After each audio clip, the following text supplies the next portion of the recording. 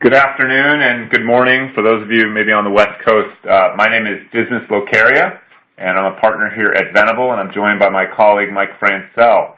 We welcome you guys to Venable's monthly government contracts webinar.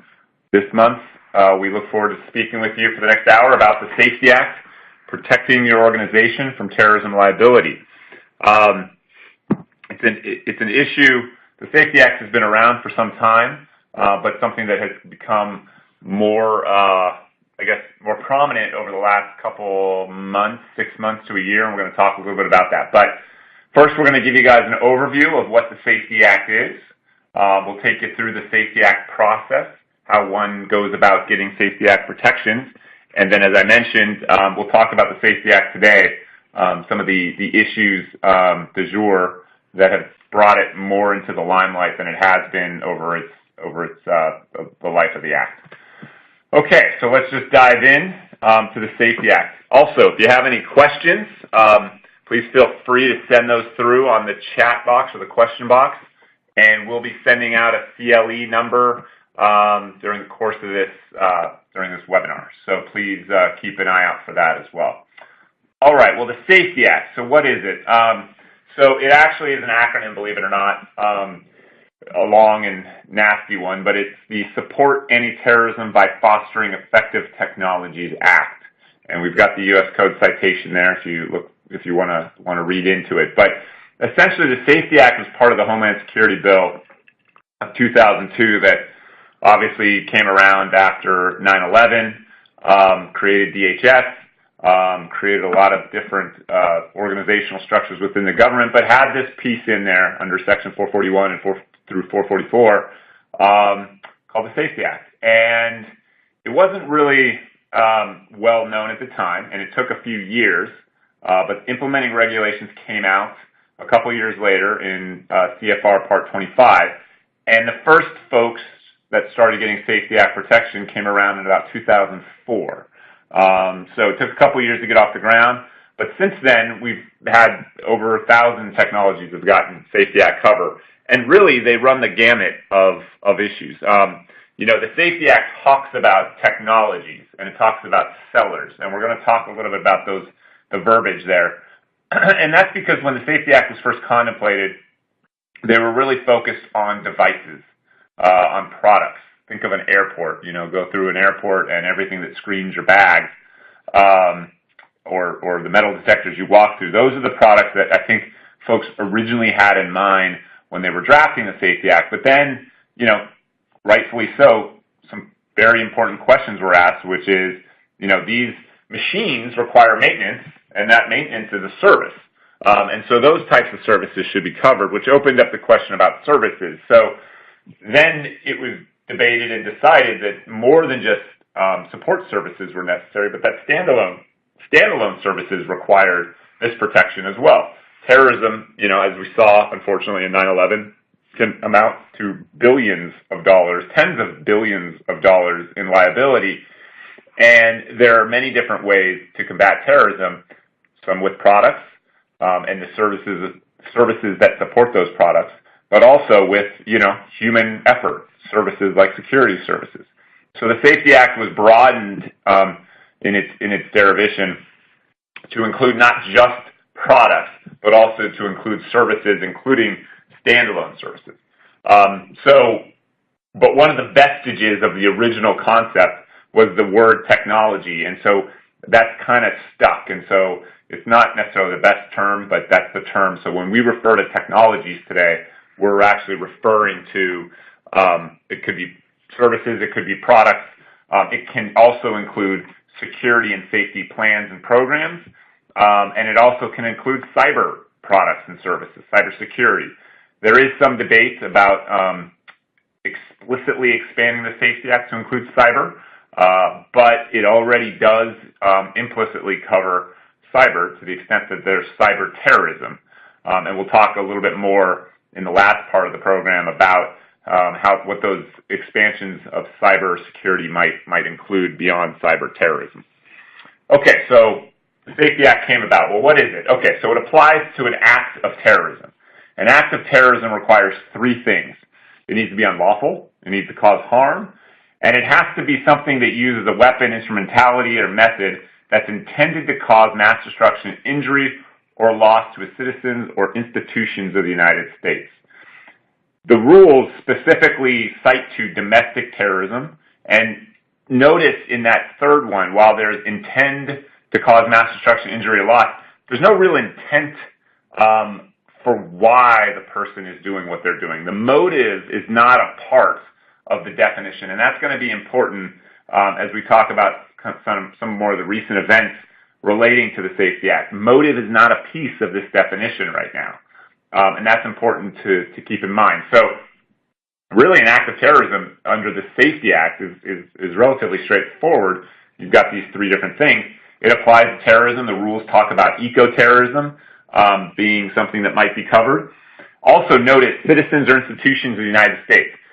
So there's an extraterritoriality aspect here, because citizens and institutions of the United States are not simply within the 50 states and the territories, but they extend outside the United States. So U.S. flag vessels, U.S. air carriers, U.S. embassies, military installations, and citizens abroad. Now, the question would be, if something were to occur in India, let's say, and there was substantial liability resulted from an act against a U.S. institution over there, maybe it's a U.S. corporation, but then, what court were we being dragged into, right? What court would you be dragged into? You'd likely be in court in India. Let's be clear, the Safety Act is not going to work in a non-U.S. court. There had been, a decade ago or so, there had been some efforts to try to get other countries to recognize the Safety Act, to get some reciprocity, particularly with the EU, but that kind of petered out. So right now, it's only a tool that you can utilize if you're brought into court in the United States. So there's several levels of Safety Act protection. We'll talk about it all today. Really, everything starts in that middle level there, designation. Designation is kind of the standard level of protection. And we'll talk about what you get with designation. There's a higher level called certification, and the regulations created a supplemental, or I guess a lower level of designation called DTED, or Development, Testing, and Evaluation Designation. And essentially, DTED are for products, services, technologies that aren't quite mature enough to gain designation, but they're on their way. So they need a little bit extra time, a little bit extra of development to get to designation or certification. And with that often comes some conditions when you get a DTED award. Some reporting obligations, perhaps, some things that they want you to do. So the DTED it's a little bit more involved as you go forward, whereas the designation and the certification are 5-year awards, generally without any obligations to report back to DHS. Okay, so we talked a little bit about the 3 levels, but what is included in that? Well, designation, like I said, is kind of the standard level of Safety Act protection. Designation has a number of different benefits, but predominantly most people are focused on the first one there, the liability cap at a predetermined insurance level. So essentially it's this, is that the government says, look, if you have a Safety Act technology, you've been designated by DHS, then we will cap your liability at a certain predetermined level. And that level, and Mike will talk a little bit more about how they come to that level in terms of some of the information they request in getting there. But that level is typically based upon the insurance level that the organization holds that would cover an act of terrorism, so that there is some amount of money that's available to victims of this incident. Now, it's a benefit to organizations, right? Because if you insure that to that level, then your organization's actually not out anything. Obviously your premiums might go up, but by and large, the insurance program should protect you, and you should be safe to continue business, and you're not going to go out of business. And it's also kind of an area where you know what you're going to be liable for, right? It's not going to be an open-ended thing like 9/11 where you have tens of billions of dollars, essentially, bankruptcy type amounts of liability that would be, unsustainable for any organization. Now, so that's the first benefit, but there's a whole host of benefits that really kind of get lost in the shuffle here, but that are a significant win for companies that get Safety Act protection. First of all, exclusive jurisdiction in federal courts. So you get to avoid state courts. You get a single consolidated claim in federal court. So you're not litigating across, 50 different jurisdictions with local judges.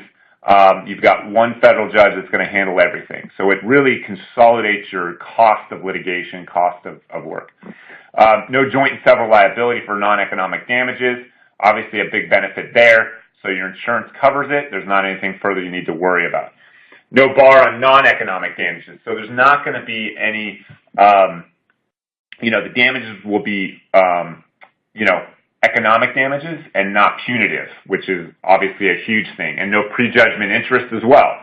So you're going to be able to avoid additional types of damages that are often tacked on to these things. The plaintiff's recovery is reduced by collateral sources, and then this is good for 5 years, because typically you have this for 5 years and then you have to do a reapplication. All right, let's talk about the other two. So I mentioned a little bit about DTAD, that there sometimes some conditions. So sometimes there'll be some conditions to maintain DTAD, reporting obligations and things, but you'll have all the benefits of designation, but the caveat is it's usually good for 3 years or up to 3 years. I've seen them as low as 2 and then as many as 3 years. So they have a little bit of a caveat there in terms of how long a DTAD lasts. The idea being that you would jump from DTAD to designation in those 2 to 3 years. And then you would have the 5 year of designation. Certification similarly has all the benefits of designation, with one major significant add, which is the application of what's called the government contractor defense. The government contractor defense is kind of a well-established, judicially created doctrine in government contracts that essentially allows for immunity. How is that? So essentially the way the government contractor defense came about is that there was a case several decades ago at this point where the government went to a contractor and said, hey, build us a helicopter to these specs. This is exactly what we want from you. Contractor said, fine, we'll do that. Built the helicopter. The doors on that helicopter swung out. The doors went outward. Okay, so pilots flying that helicopter years later, helicopter crashes in a lake. Pilot cannot get out of the helicopter because the doors swing outward. Pilot unfortunately drowned, and the family of the pilot brought suit, not against the government, but against the contractor.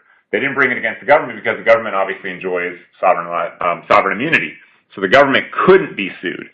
But they brought it against the contractor saying, well, you created an effective helicopter here. The doors went outward, and it didn't allow for my husband to get out of the helicopter. The company pled what is now the government contractor defense, saying, hey, look, we didn't design this helicopter. The government designed this helicopter. And if the government designed the helicopter and they're immune from liability, then we should enjoy that immunity as well. We built it to specs. We did what we were asked to do. And we shouldn't be held liable because the government told us to build the doors opening outward. The judge agreed. And so that created the first case of the government contractor defense. Since then, it's been adopted over and over again, a number of different cases. And essentially what Congress decided was that if you can show that you're providing your technology to the specifications that the government, DHS, has vetted and approved, then you can enjoy the government contractor defense under certification.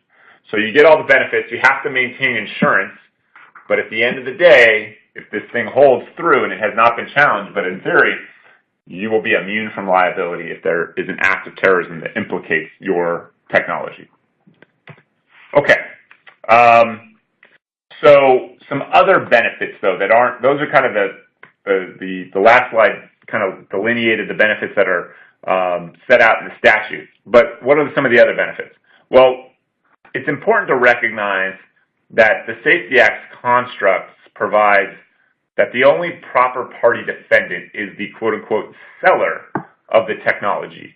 And that is designed to immunize the other parties from liability. That includes subcontractors and vendors that support the product or support the technology, as well as customers that are using the technology. Because here's the theory. The theory was this, is that if the seller of the technology was immune under the government contractor defense, then plaintiffs' lawyers would just go after the customers, the subcontractors, the vendors. They'd go after everybody in the supply chain. And so the way the statute is designed is to say that all these complaints, all these lawsuits and liabilities flow into federal court, they flow into a single federal court, and they flow in against a single defendant. So all the other folks, the customers, subcontractors, etc., should be let off the hook, and everything's focused on this one party, and then that party either has designation, where there's a cap on liability up to the insurance, or there's the government contractor defense under certification. Okay, so, but in order to get that, there is a requirement that you have to make a good faith effort to obtain reciprocal waivers of claims between parties. So the Safety Act primarily focuses on third-party liability, but what about first-party liability? So you have the Safety Act entity and its customers.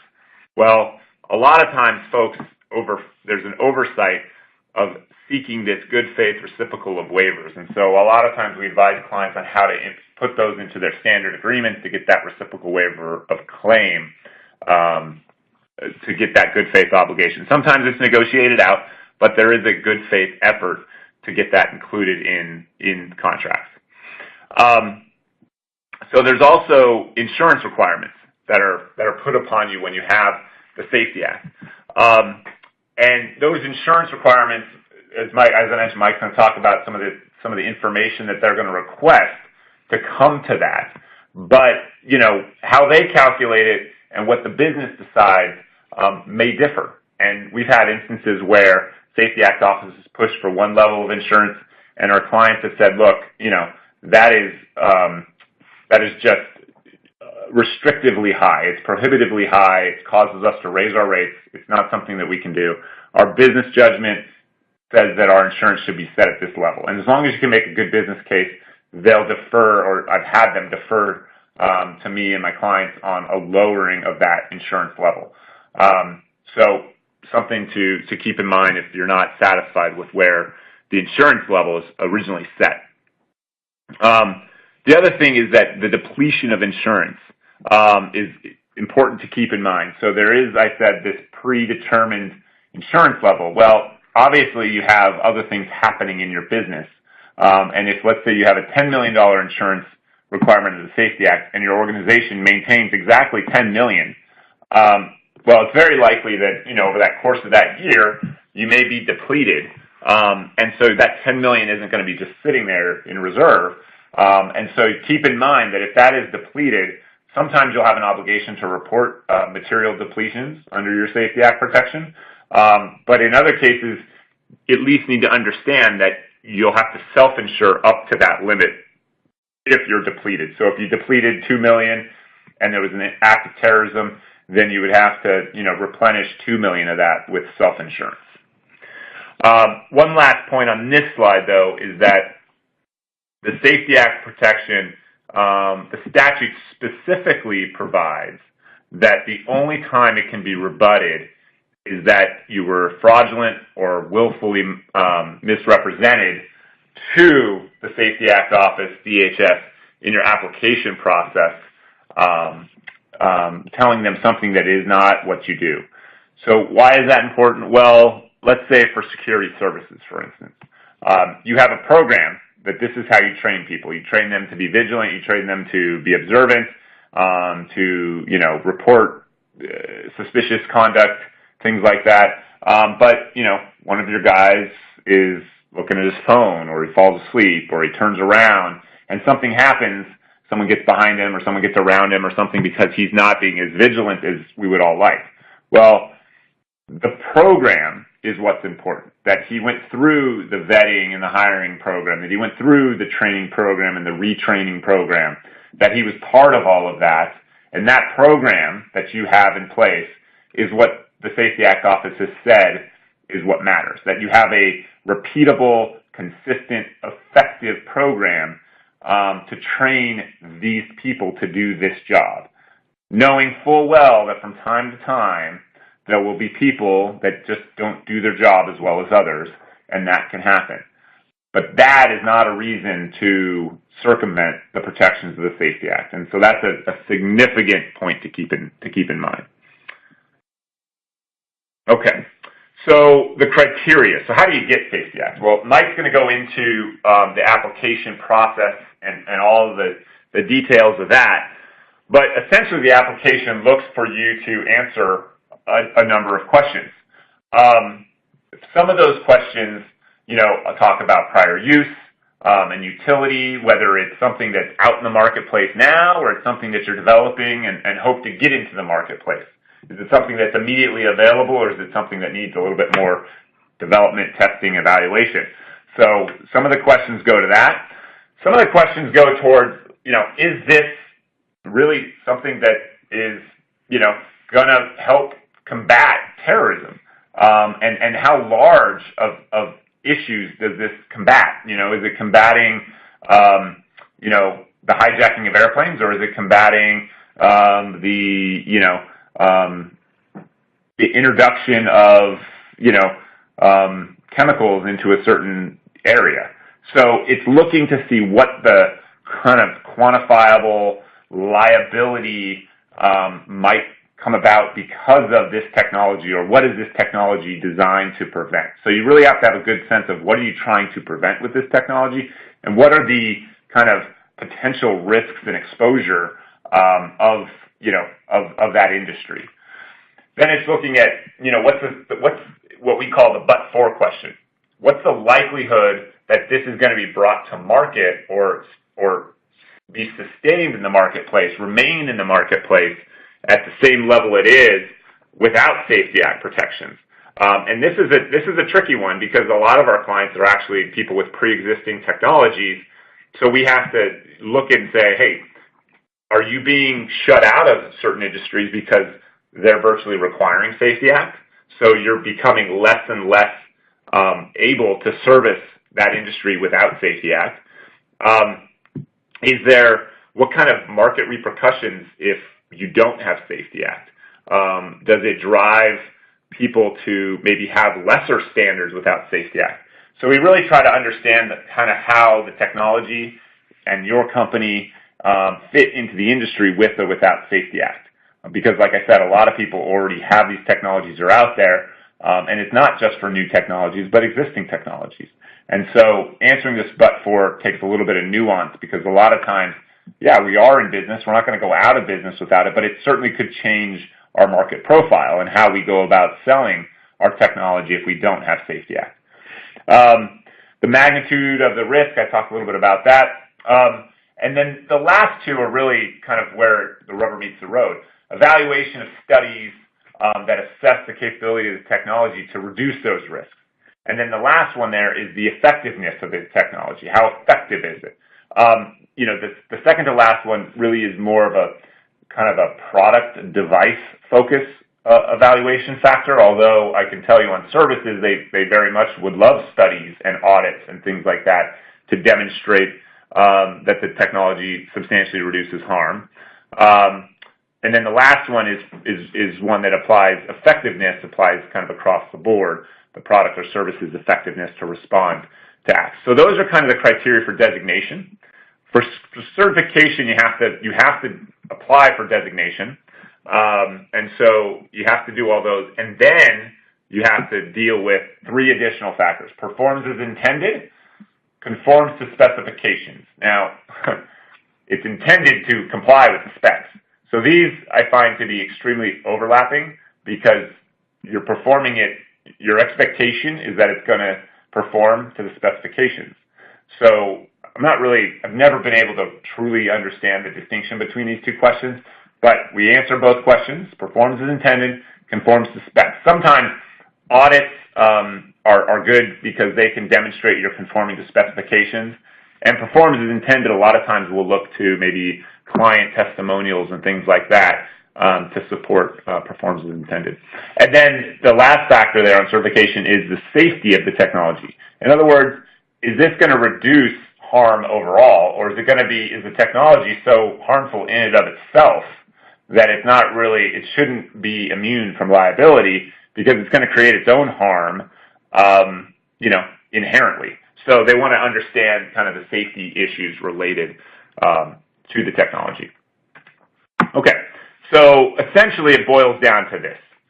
Certification is kind of, and this slide actually is not much different than one that DHS proposes. So even though the verbiage here I think is a little silly, but it is what DHS actually, in their presentations, they say. So designation, they say you have to prove yourself effective.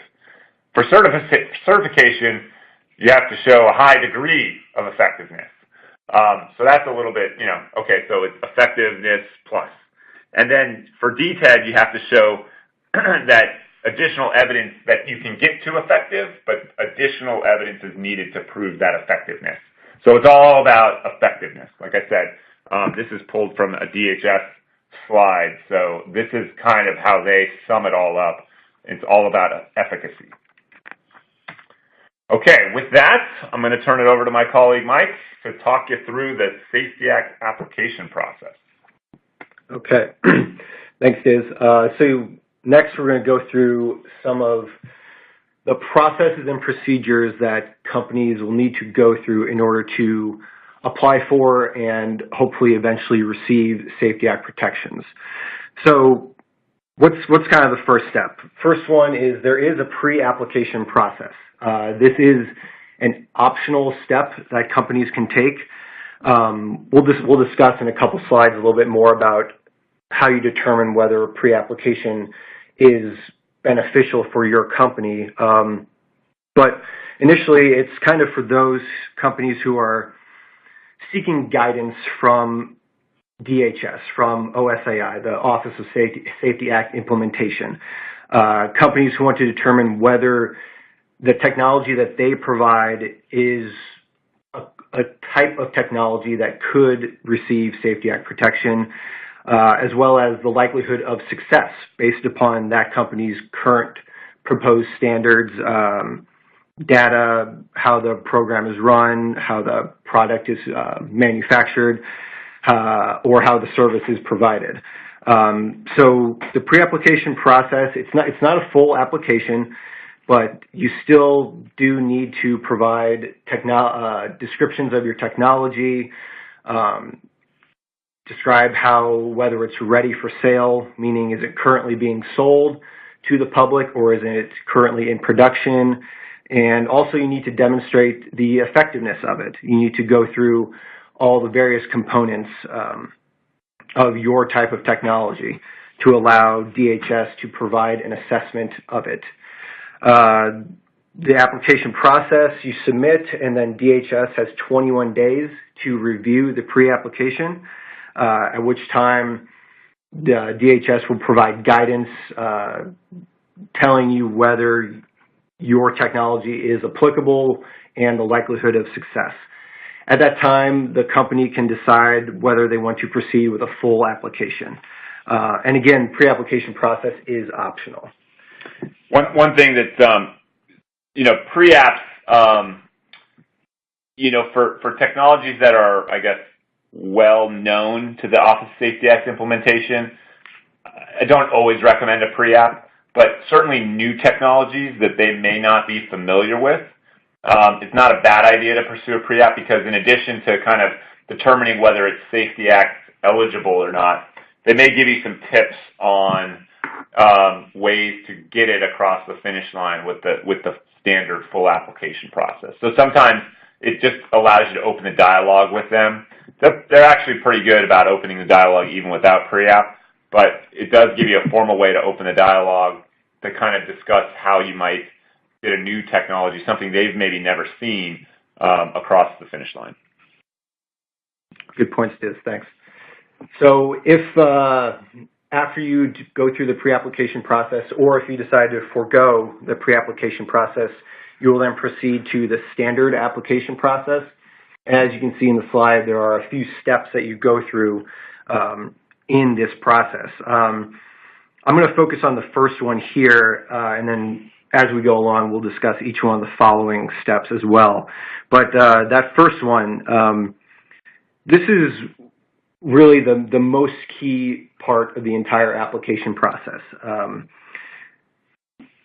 The process requires a lot of work up front in order to get ready to actually prepare the application. The first kind of best practice, if you will, is identifying who within your organization has the necessary knowledge and information and documentation needed in order to prepare an effective application. It's important to kind of create a team within your organization with, if you will, like a team leader who can spearhead the entire Safety Act effort, because it does require a lot of information and documentation gathering and also creation along the way. The first step is kind of assessing your program, your product, or the service that you provide. You need to determine what criteria you're going to need to meet, begin the process of collecting all current documentation that you have, as well as, creating new processes and procedures and documenting them. We'll go through some of the standards and criteria that each technology kind of needs to meet, but if you aren't meeting one of those current standards, you need to be able to create new processes, new procedures, and most importantly, document them. Documentation also includes, creating a paper trail of current and existing processes and procedures that you do have, but that are not in written down form. We'll emphasize throughout this process that documentation is substantially important. And that's why up front it's important to identify what documentation you have, create documentation for processes that don't currently have documentation, or when you're implementing new processes and procedures, making sure that those are documented as well. Also, another step here is the enhancement of current processes and procedures. For example, if you have a quality control program currently in existence, but say you only have third-party reviews of your product or service, at this time it's a good thing to consider whether you can add in another level of quality control, whether that be an internal red teaming or audit or testing function to supplement the third-party review, or if you're currently doing internal testing, to add that third-party review. This can be instrumental in helping your application along, and it's best that you're able to identify kind of these holes and gaps early on to be able to get these processes and procedures up and running, get them documented, and demonstrate a track record of success with them. So we'll move on and we'll touch base on each one of these other steps in the application process as we go along here. So here it's kind of lays out what components you need for each type of technology, whether that be products, services, or programs. On the left there, you'll see that there's kind of a list of items that all applications need. They all need certain information. You need to register with DHS. You need to provide certain points of contact, customer references, descriptions, insurance, and financial information.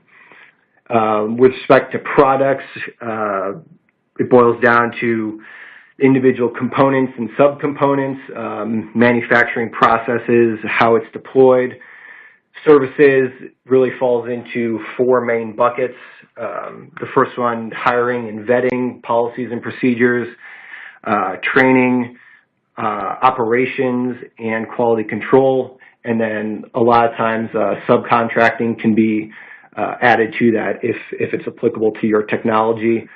With respect to programs, the overall process and the standards that apply, how the program is implemented and rolled out, and then again, going back to quality control, the oversight and adherence to the program itself.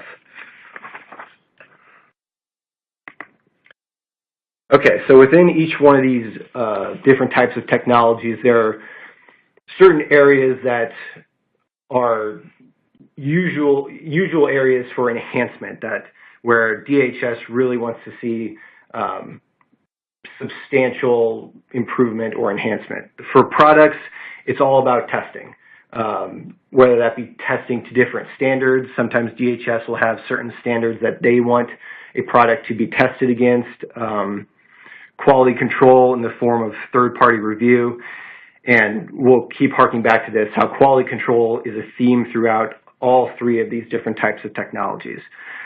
Quality control is how a company demonstrates the effectiveness of their technology. For services, with respect to hiring and vetting, it really comes down to background screening. Does the company perform initial background screening on their personnel? Is that background screening done in-house? Is it contracted? Is it done through any type of particular state-required licensing?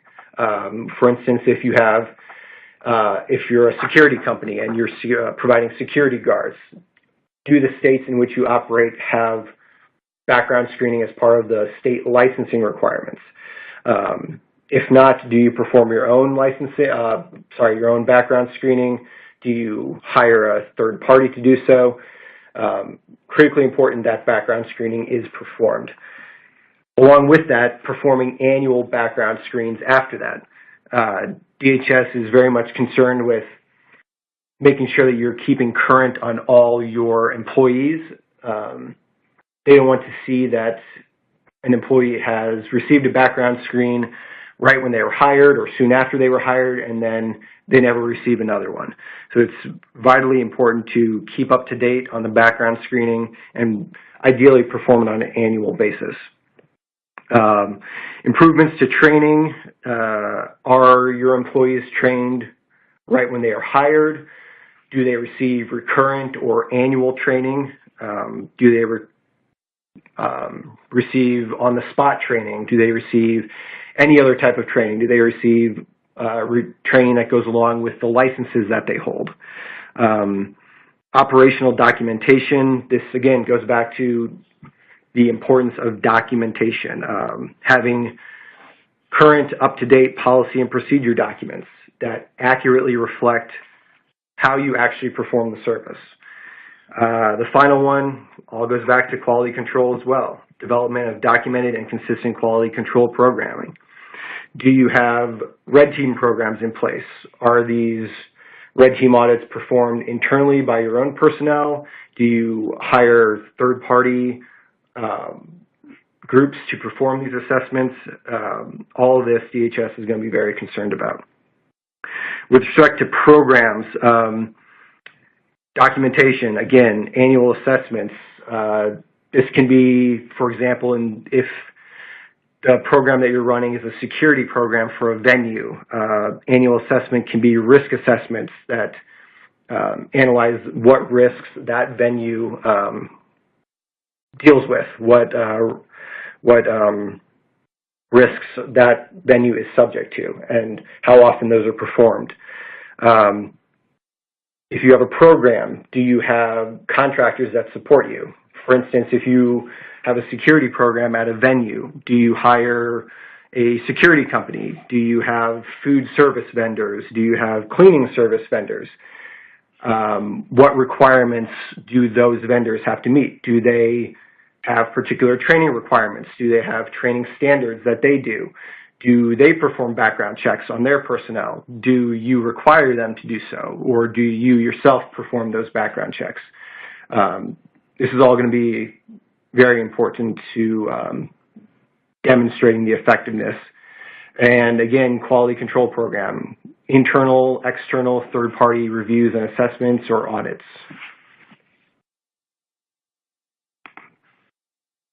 Okay, so that's kind of all the big buckets of information for each type of technology. So what do you have to do to actually go through preparing the application?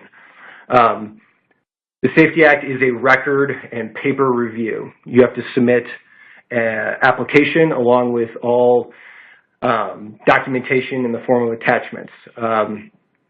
Is you can speak to how this has developed over time since the program first began, but I know that, when the Safety Act first came up, it was applications tended to be shorter, not as many attachments, and contrast that with today where applications can be 100, 200 pages long with multiple hundred attachments going along with them. Yeah, so the Safety Act, as I mentioned earlier, had been around since 2004. There's actually a number of folks that are in that office that have been there since the beginning. And when we speak to them, and I was, fortunately, I had the opportunity to work on one of the first applications back in 2004, and I can just tell you and they'll admit that the process has evolved over time and continues to evolve, and sometimes it's difficult to follow it because of the evolution. The applications that I submitted back in 2004 and 2005 today would not stand the test of time. And as I mentioned, there's a 5-year life to those awards, and so those applicants back in the 04-05 timeframe have obviously been through several renewals at this time.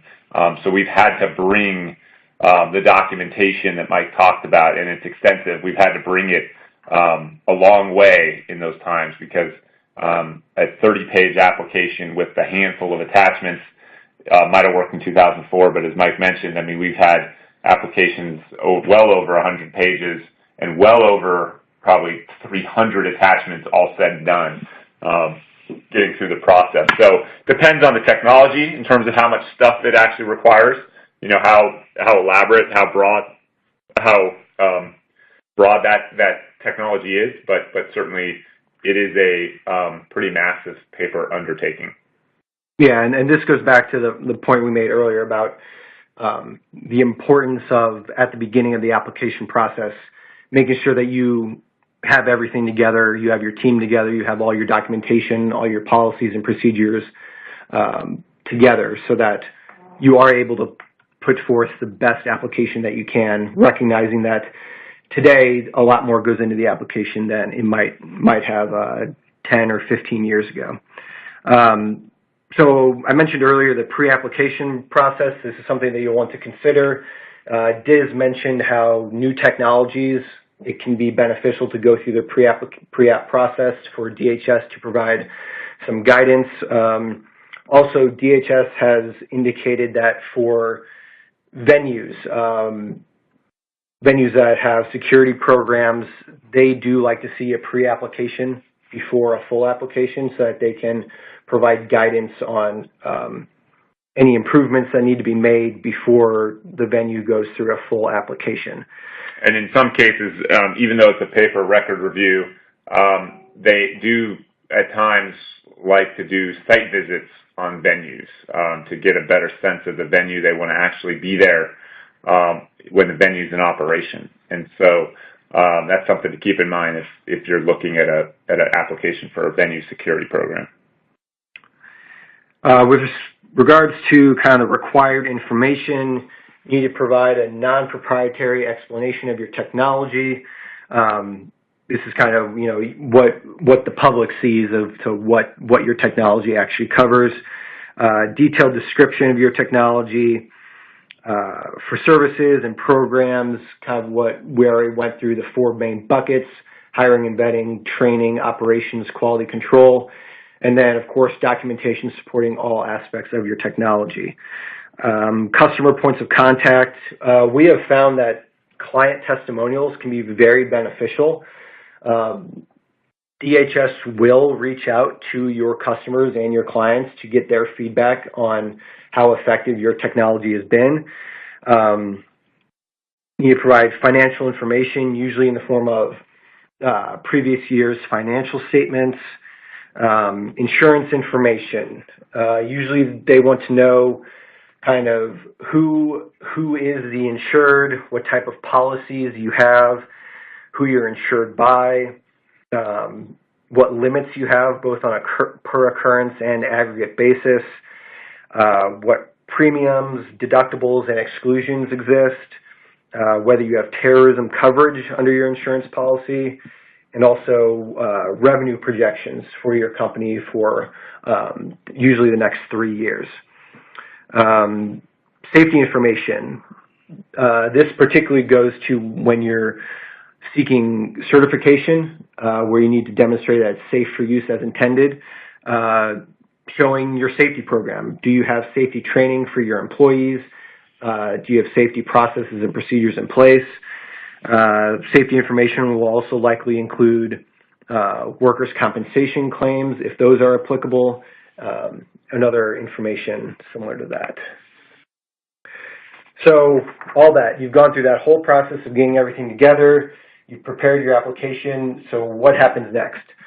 So DHS, under regulations, has 120 days after you submit your application to conduct its review and to provide a final decision. Within the first 30 days, it's what's known as the completeness review. After 30 days, you'll receive a completeness letter, which will indicate whether your application has been deemed complete or not. You can be deemed complete and still be asked to provide additional information or additional documentation.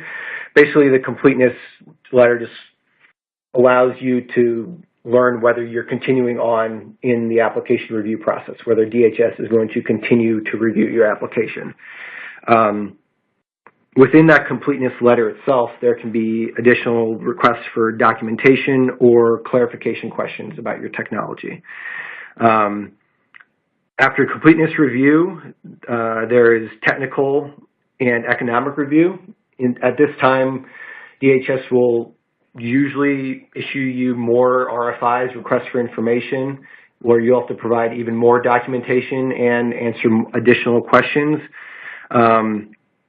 It is usually when you receive an RFI, a quick turnaround to providing DHS information, usually only 7 to 10 days, sometimes up to 2 weeks. And it's important to note that no matter how many times DHS comes back with additional document requests or requests for information, these do not extend the 120-day timeline.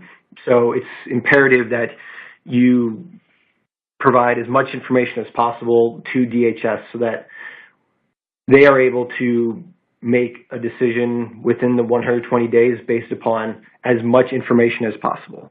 So you do not want to, if possible, delay getting them the information that they request. Yeah, just to add to that, I mean, if you do delay or you're not able to provide that information, you know, at the end of the day, it just doesn't bode well for a successful outcome.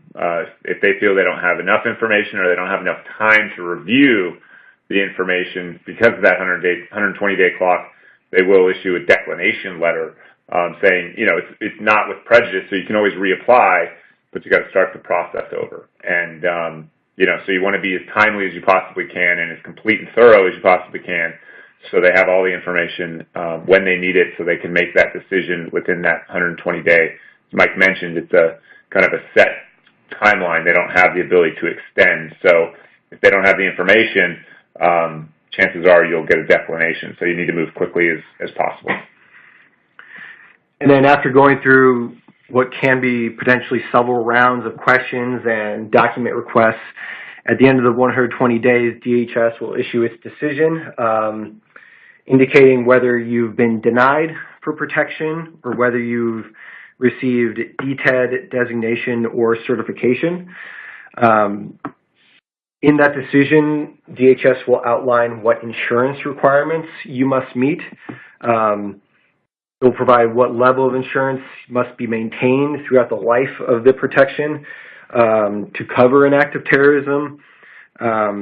You'll also, at that time, if you received ETED designation or certification, will receive a Safety Act mark that can be used for marketing purposes, indicating that you are Safety Act protected. Of course, there are limitations on your use of that mark, but it does allow you to market yourself as a Safety Act protected technology. And then with respect to DTED, at that time, the decision letter will also outline what needs to be done for your DTED in order to potentially make your technology more mature to hopefully make the jump to designation or potentially certification in the future. The decision will set forth what requirements need to be made for maintaining or improving your technology, what improvements need to be made. You might need to provide regular updates to DHS about your technology. This can be potentially every 6 months or on an annual basis. They will request particular information or documentation that you have to provide to demonstrate that your technology is improving, so that hopefully after the 2 or 3 years, as is mentioned, you can make the jump to designation.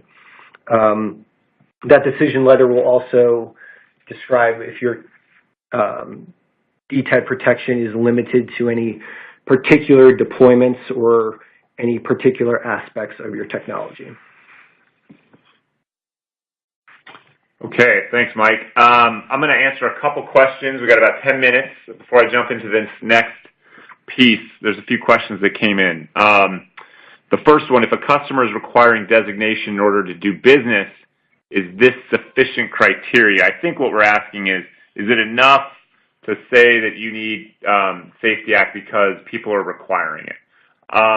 Yes and no. I mean, I think it depends on, that it actually is, that terrorism is a likely risk to that industry. So yes, that's important information and one that they want to know about and one that we would want to know about to assist someone to get Safety Act. And by and large, it's going to probably be dispositive, but I can't say for certain it would be. But it is certainly indicia that Safety Act is not something that is being sought willy-nilly, but rather as a barrier to entry, it's necessary for your business to get it. I think the same person also asked a question for certification. Who sets the specifications you conform to? That's a great question. Those specifications are set by the company, the seller, but with a strong caveat. But they're going to look at those specifications to make sure that they are what they view, the Office of Safety Act implementation views as sufficient to be a highly effective technology. And so depending on industry, they'll look at various industry standards. As is a big one that they look at. There's a whole host of folks out there that have Safety Act protection for best practices for certain industries. The American Chemical Council has it. The NFL has it for stadium providers. So there's a lot of folks out there with Safety Act standards. The other thing is to look at industry standards. And part of that dialogue that you might have with the Safety Act office early on is what standards do they use? Because, I've had clients who client uses one standard, government Safety Act office uses a different standard. And in this one case, they were both government standards. One was the Defense Office of Nuclear, DNOD, I forget what the acronym stands for, and the other one used Department of Energy. One used defense standards for nuclear detection, and a different one used DOE standards. And those standards were in conflict. It was a problem for my client because they weren't using the preferred standard. So it is an issue, and one of those issues you want to work out relatively soon in the process to make sure you're conforming to the right standards. Second question, does a UL listing qualify for third-party review and or quality standards? Yes, but I wouldn't say that a UL listing is dispositive in it of its own. A lot of our clients have ISO certifications and things like that. Those are great, but I wouldn't say that those alone do the trick. So it depends on for electronics and things like that. UL is great, but to say that it's the only thing you need would probably not be correct. But it depends a little bit on the technology, on how much third-party review is necessary. This person also had a second question. What if you've gone through GSA testing and evaluation? Does that qualify for third-party review? Government review and evaluation, federal government review in particular, is great. If you have the federal government signing off on something as being effective, that's fantastic, and that's a great benefit to have. So if we're referring GSA, we're referring to the General Services Administration in this question, then that's a good review to have. One more question is, let me add to that. If you have a government contract and you're seeking Safety Act protections for that, those applications, while the application is the same, in our experience, they are more, well, there's two buckets first. First, there's some things called block designations, where the federal government has said, look, when we award a contract to this type of person or to someone who's doing this service or providing this product or service, they're going to get Safety Act. And that's a streamlined application process where you don't have to demonstrate efficacy. You just have to provide the financials and the insurance information because they consider efficacy having been determined during the contract review process. The most notable block designation right now is what's called the TSA Screening Partnership Program.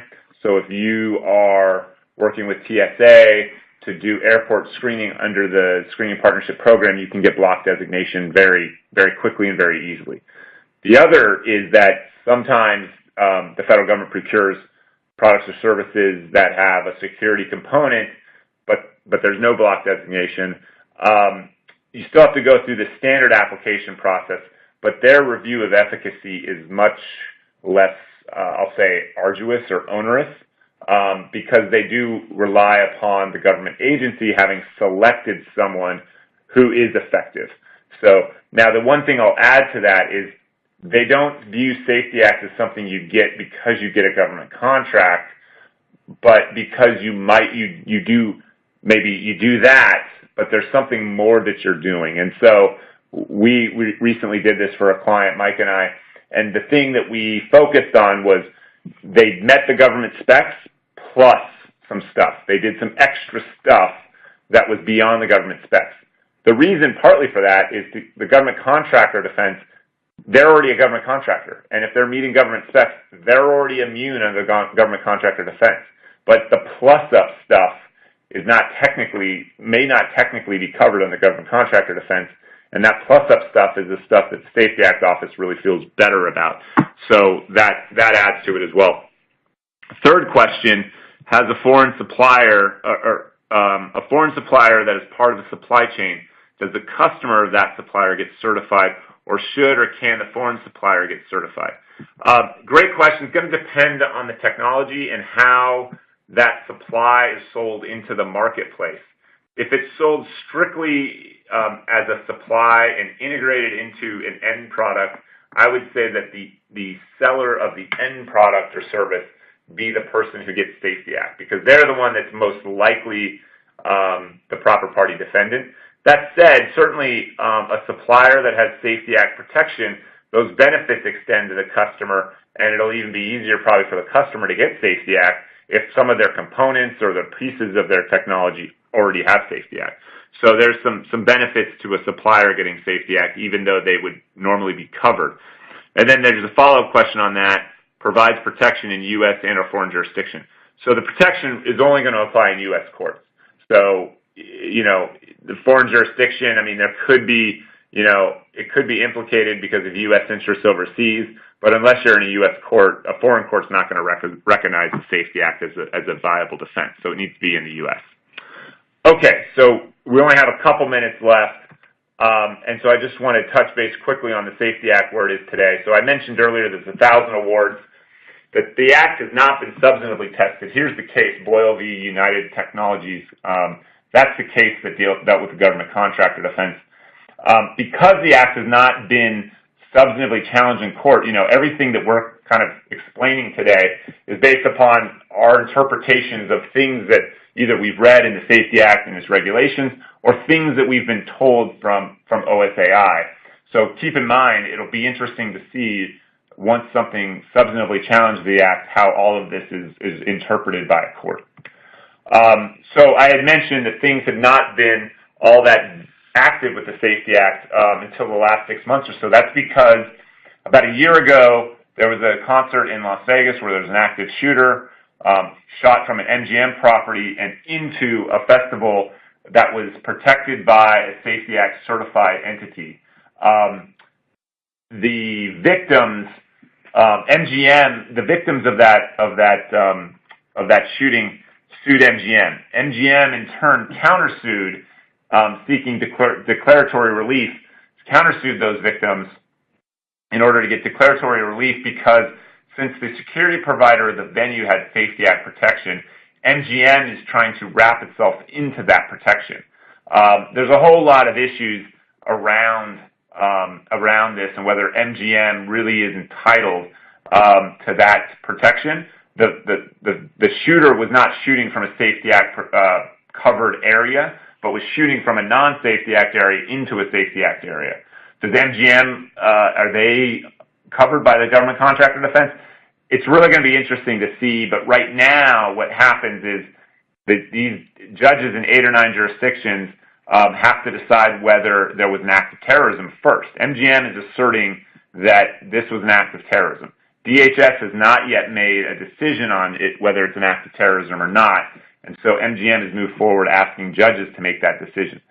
The Act and the regulations specifically reserve the decision to the Secretary of DHS, so it'll be interesting to see what these 8 or 9 different judges decide. Chances are some of them will decide that it's not something they can review. 1 or 2 may even say that it is something they can review and that it is an act of terrorism, and it'll trigger the act. So it's definitely something to monitor as we go forward, and certainly something I could talk for probably an hour about alone. But with that, we're out of time. We appreciate you guys joining today, and if you ever need to get in touch with Mike or I, there's our contact information. And if there's any other questions, we'll be happy to answer those offline. So with that, we will say goodbye and hopefully see you next month for the government contracts webinar. Thanks so much.